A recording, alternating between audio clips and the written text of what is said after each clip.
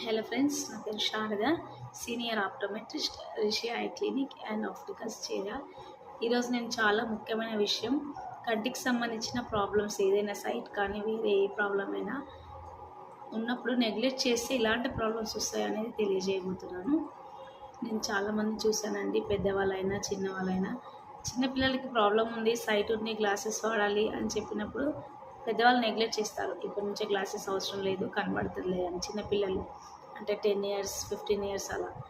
పెద్దవాళ్ళకి అంటే శుక్లం కానీ లేకపోతే కంటి పైపుర టెరీజియం అంటారు, శుక్లం క్యాట్రాక్ట్ ఇలాంటి ప్రాబ్లమ్స్ ఉన్నాయని పెద్దవాళ్ళకి చెప్పినప్పుడు పిల్లలు పట్టించుకోరు. ఇది నేను చాలా ఎక్స్పీరియన్స్తో చెప్తున్నాను. స్కూల్లో హై క్యాంప్ చేశానండి.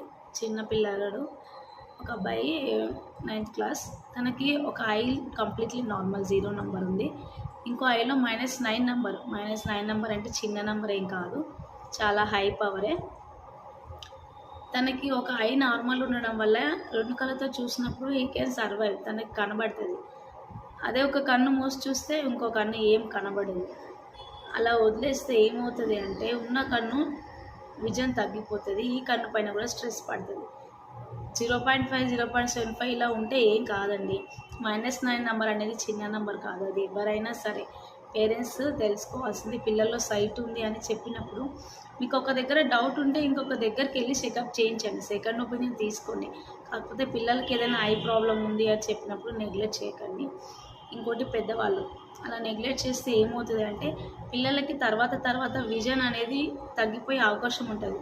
అది గ్లాసెస్ పెట్టినా కూడా రాదు, ఎంతవరకు కనబడాలో అంతవరకు, ఒక 2-3 లైన్స్ వరకే కనబడుతుంది.